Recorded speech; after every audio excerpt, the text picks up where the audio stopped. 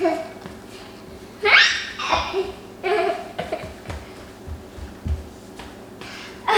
that was a good one. That was a good one.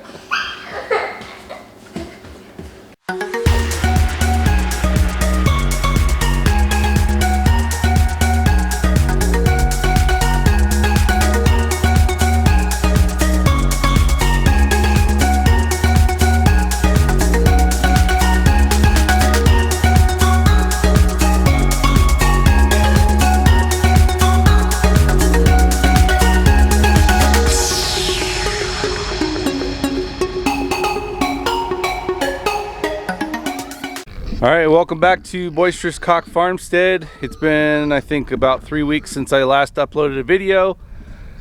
Took a little bit of a break over the holiday period, so I hope everybody out there had a very Merry Christmas and a Happy New Year. So what I'm going to do today is I've got a couple chores to do, a couple maintenance things to do, but we'll just go around and kind of do an overall wellness and update on the farm here.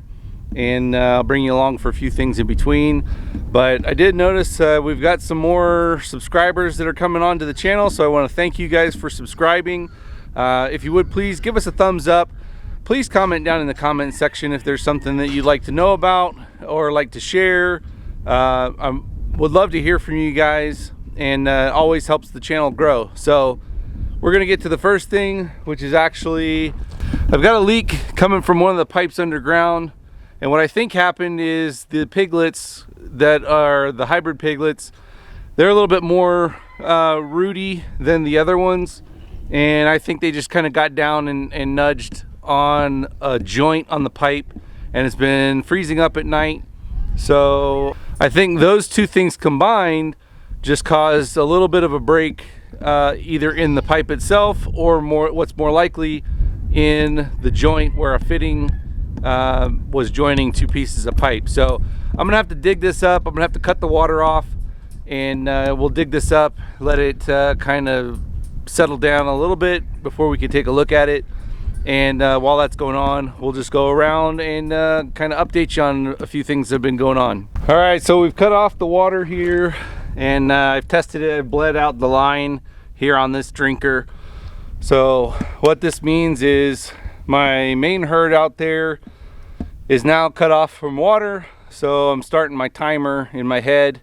I made sure I filled up their wallow this morning, so they do have water if they are thirsty, but it's overcast wintertime, not very hot. They shouldn't really have too much need for water at the moment. So I'm gonna give that a few minutes. Like I said, I'm gonna go ahead and take my little hoe and clear out this hole a little bit, and then we're gonna take some hay over to the boars, and we'll catch you guys up on a couple things here.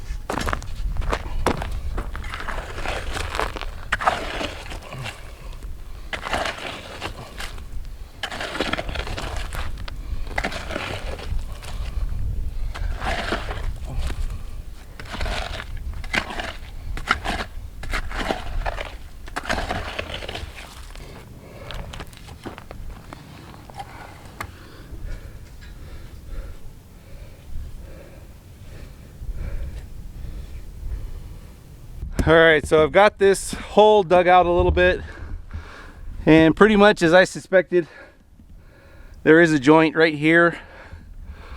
So now that I've got the whole pipe exposed, I'm gonna go ahead and turn on the water for a little bit longer, and I want to test this leak real quick, and then we'll go catch you up on everything. All right, so if we look down there, you can see on this side of the joint here, there's just a little bit of water dripping, which over time just puddles up. And the problem really is that the pigs will root it all up and can cause additional damage or a major break. So that's the biggest thing I need to fix, is to keep them from making it worse.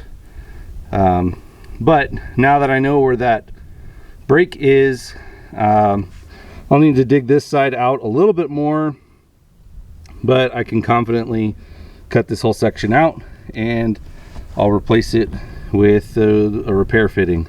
All right, so if you've followed us for any length of time, you know that we've got several different groups of pigs. Right now I've got 3, and I'm about to have either 4 or maybe even 5 different groups here. But this is our main herd, which is the older females.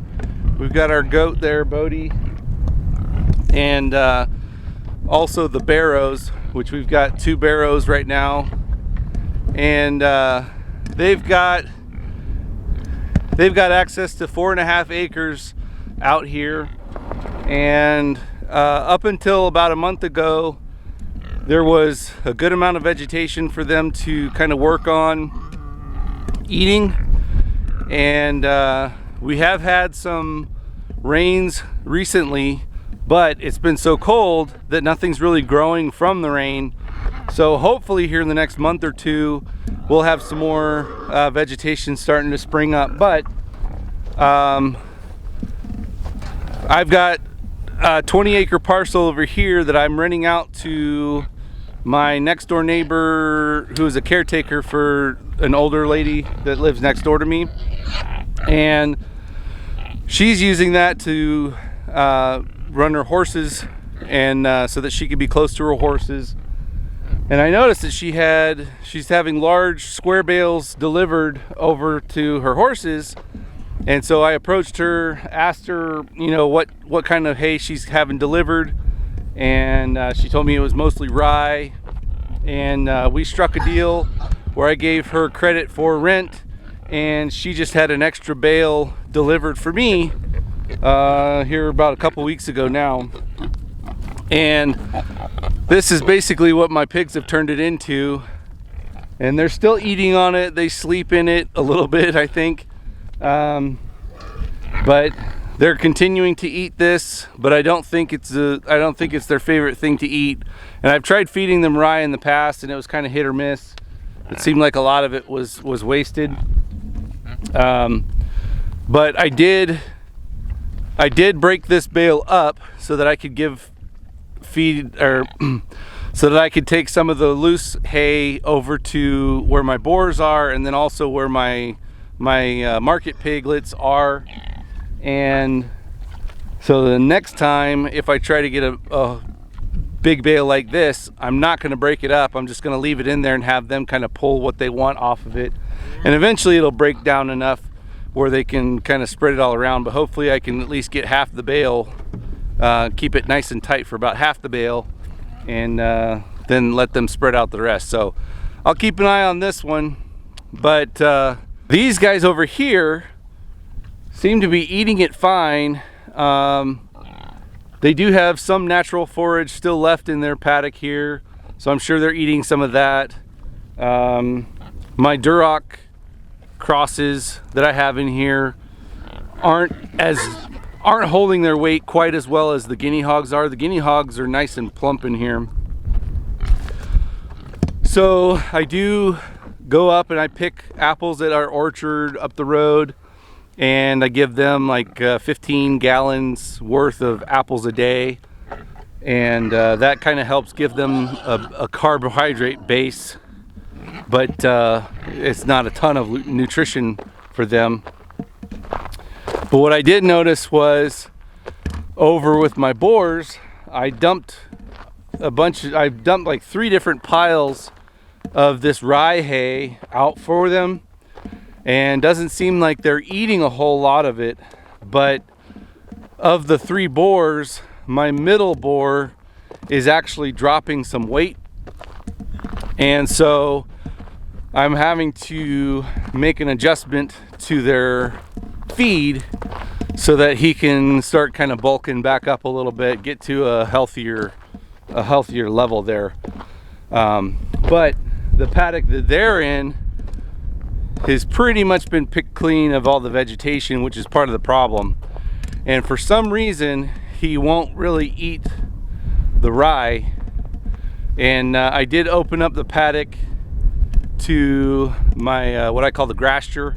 There are some leaves in there, green leaves and things like that, winter vegetation that's growing in there. So they do have some access to it. He's not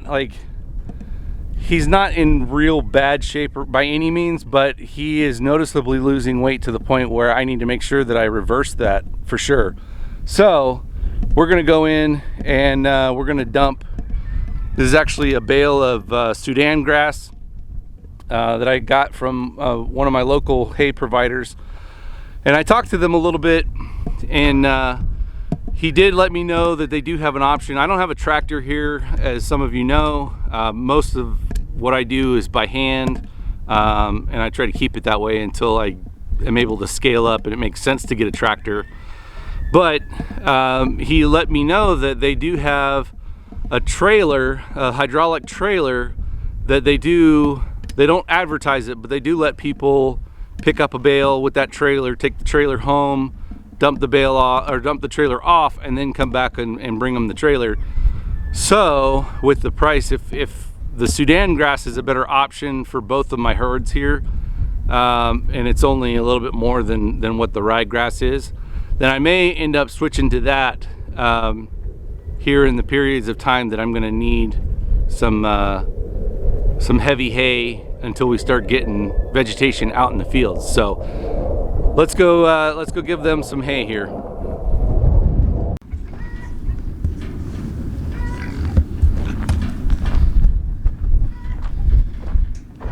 You can see there he is on the back. Obviously he's not he's too sickly to join in on the train here. So if you guys don't know, this is what male pigs do. Hey, Shaw. Tired of being the bottom? All right, so they're still going at it here. And what I did is I'm just gonna leave this in the strings like this here, and I've got it on a high spot, so if we do get a little bit of rain, it won't be sitting in a puddle or anything like that. But they got some alfalfa this morning, and as I said, they were able to come over here, and doesn't look like they tore up this pasture too much, so I may periodically give them some access in here going forward.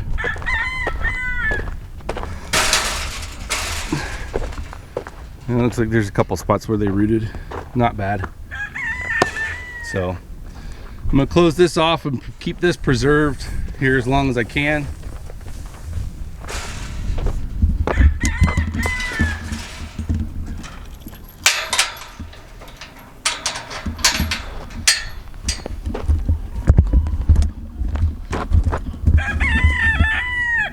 And now Shaw's on the back. I'm gonna get back to working on this, fixing this leak here. I'll keep you guys posted. All right, so we've got this part up here dug out enough, and pull out some root there. And basically what I'm going to be doing is installing this right here, which what this does is this allows you to adjust back and forth to whatever size you need. So you get it down to the very smallest setting here and just look to see what clearances you need.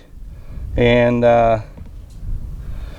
I'm going to cut this whole fitting out, because if I had a problem on this side, I might have a problem on the other side. So we'll cut it back just to the other side of that, and then we'll have to put a fitting on that side. So we'll need to cut about right here as well. So we'll do both of those areas there, and well, I probably even cut it back a little bit further, and then that'll give us enough clearance. You can either use these, or what I'm going to actually use is recip, because I don't have to worry about getting down into the hole. I can just kind of stay from above it and cut either side. So I'm gonna go ahead and cut that out and come back. All right, so I've cut this piece out here. So we know it'll fit in there. And then what I'm gonna do is just glue up these joints. I've already primed them, or prepped them I should say. I don't use a primer, I use a 2-in-1 PVC cement. And so what I do is I just use like a plumber's sandpaper for copper pipe or whatever, and I just sand around the inside of the fitting and around the outside of the pipe as they're fitting together. I've already done that on the inside there too and wiped it down, so I've got a nice clean point of contact. And I'm going to glue this one up first to here, and then I'll glue both of the outside fittings and put the glue on the pipe, and then just need to set this in place and extend it and hold it for a few seconds, and then we should be good. Apply it pretty liberally. You want to have a nice little bead of blue around your joint that you can see from the outside. It's better to have too much and dripping than not enough.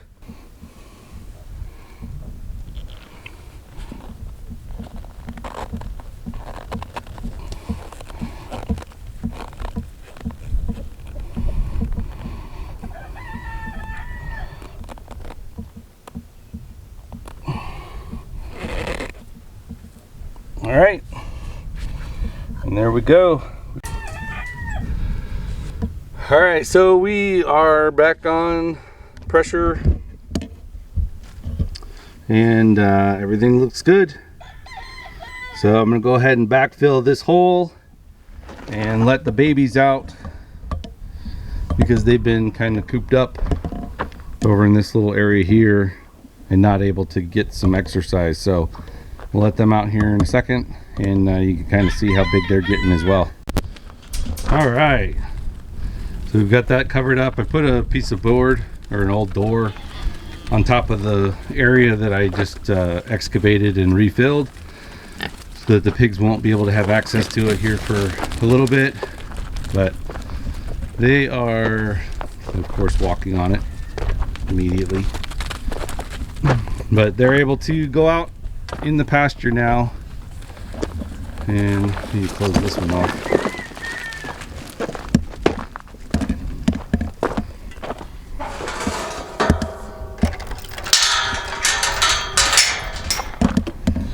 So obviously these two black ones are from Tootsie's litter back in August, and the two cream colored ones and the two reddish colored ones are from Pumpkin's litter in September. So they are 4 and 3 months respectively. 5 weeks between the two litters, and there's a couple of them, like this red one back here. There's not a huge difference. I mean, there is probably about 20% bigger, I'd say, in size. And that one over there in the background as well is one of the larger ones. But these two black ones, they will definitely be market pigs. The other ones, I haven't decided who I'm going to keep, but Pumpkin is going to the butcher next month.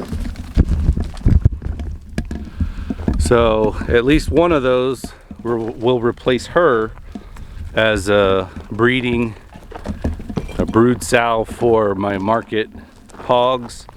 And I'm not sure exactly who I'm going to breed those guys to, because I'm not exactly sure who their father is. But anyway, we'll let them get some exercise, and that is pretty much catching you guys up for the last few weeks. And I'll keep you guys posted on how Gumbo is doing, if he's putting on some weight again. And later today here, I've got to go pick apples, and I'll be isolating Pumpkin and 1 or 2 of the guinea hog girls or barrows over here, to be finishing them off for the next month, because well, yeah, it'd be a month from I think it's Monday that they will go in to the butcher. So that's going to be it for today. If you like this video, please give us a thumbs up. Please like, share, subscribe, all that good stuff. Comment on the video, and as always, click the bell notification so that you're notified of future content as it gets released. Thanks for joining us, and as always, God bless.